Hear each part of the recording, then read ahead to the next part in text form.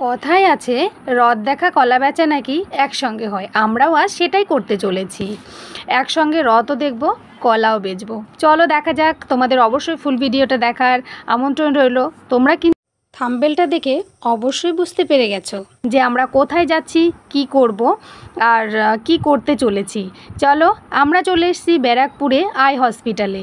অবশ্যই তোমরা জানো যে এই ব্যারাকপুরের দিশা আই হসপিটালে কেন আসে, চোখ দেখাতে। আর এর সম্বন্ধে জানানোর কিছুই নেই, তোমরা সবাই জানো, তবুও বলছি। বর্মশাই কিছুদিন আগে অ্যাক্সিডেন্ট করেছিল, তার জন্যে মনে হয় চোখে কোনো একটা সমস্যা হচ্ছে, তাই আমরা সরাসরি দিশাতেই চলে আসলাম চোখ দেখাতে। আর এখানে সময় অনুযায়ী সবাইকে অ্যাপয়েন্টমেন্ট দেওয়া হয়, তার জন্য আমরা এখানে বসে ওয়েট করছি। আর আমাদের সময় হবে যখন, তখন আমাদের ডাকবে, তারপর আমরা অ্যাপয়েন্টমেন্ট নিয়ে ডাক্তারের কাছে যাব। তাই আমরা নিচে ওয়েটিং রুমে ওয়েট করছি। তারপর আমরা অ্যাপয়েন্টমেন্ট পাওয়ার পরে ওপরে চলে এসেছি। আর সেখানে এসে আমাদের অ্যাপয়েন্টমেন্ট লেটারটা জমা দেওয়ার পরে আমাদের যখন ডাকবে তখন আমরা যাব। এইখানে পেশেন্টের সঙ্গে একজন মাত্র অ্যালাউ করেছে, তাই আমি এসছি।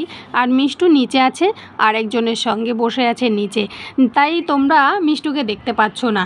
এইবার আমাদের অ্যাপয়েন্টমেন্ট নিয়ে বর্মশাইকে যখন ডেকেছে, চোখে জেল দিয়ে চোখটা একটু পরীক্ষা করিয়ে নেবে, তারপর আমাদের ডাক্তারের কাছে পাঠিয়ে দেবে।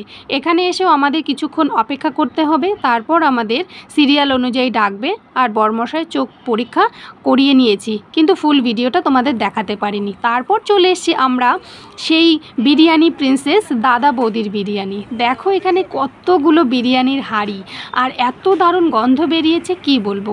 আমি তো কোনো কিছু না বুঝেই প্রথম লাইনে দাঁড়িয়ে গেছি, কিন্তু পরে বুঝতে পারলাম এটা রেস্টুরেন্টে খাওয়ার লাইন।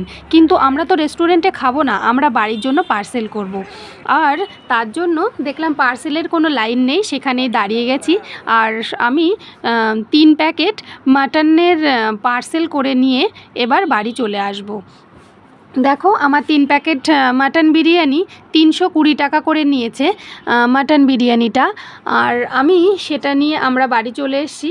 ওখানে খাইনি, কারণ বাড়িতে মা বাবা রয়েছে, আমরা সবাই একসঙ্গে মিলে মজা করে খাবো। আর কাউকে রেখে একা একা রেস্টুরেন্টে খেতে একদমই ভালো লাগে না, তাই ওদের জন্য আলাদা করে না নিয়ে এসে আমরা সবাই মিলে বাড়িতে নিয়ে এসে বিরিয়ানিটা খাবো, সেটাতেই আমার মনে হয় বেশি মজা। তার জন্য আমরা 3 প্যাকেট মাটন বিরিয়ানি নিয়ে বাড়িতে চলে এসেছি।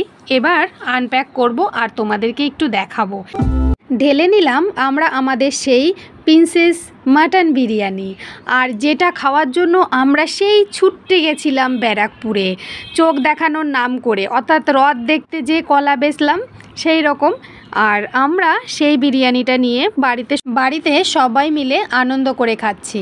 দেখো মাটনের পিসটা এত বড় কি বলবো, কিন্তু আলুটা ছিল একদমই ছোট, তার সঙ্গে মিষ্টু দিচ্ছিল কোকো। আর এই রকম মাটন বিরিয়ানির সঙ্গে যদি কোকো সার্ভ করা যায়, সেটা তো বলার কিছুই রাখে না, একদম পরিবেশটা জমে যাবে। আর এর সঙ্গে ছিল গ্রিন চাটনি, রায়তার মতো লাগছিল, কিন্তু গ্রিন চাটনি। আর স্যালাডটাও ছিল ভালো, কিন্তু বাড়ি আস্তে আস্তে আমাদের স্যালাডটা নষ্ট হয়ে গেছে। মাটনটা যখন ভাঙলাম কি বলবো, এত নরম তুলতুলে মাটনটা আমি আগে কখনো খাইনি। এর জন্যই মনে হয় সবাই দাদা বৌদির বিরিয়ানির খেতে ছুটতে চলে যায়। রাইসটাও ছিল দারুণ, সত্যি কথা বেশি একটা তৈলাক্তও ছিল না, বেশি একটা যে খুব মশলা তাও ছিল না, কিন্তু খেতে অসাধারণ ছিল। আলুর পিসটা একটু ছোট ছিল। যাই হোক, আমরা খেয়ে নিলাম। আর এই রকম সুযোগ আসলে আমরা আবার ছুটে যাব দাদা বৌদির বিরিয়ানি খেতে। তোমরাও চলে যেতে পারো, মাত্র 320 টাকায় এই রকম মাটন বিরিয়ানি খেতে দারুণ লেগেছে। তার সঙ্গে আমি একটা বোনাস পেয়েছি, এই রকম নালির পিস।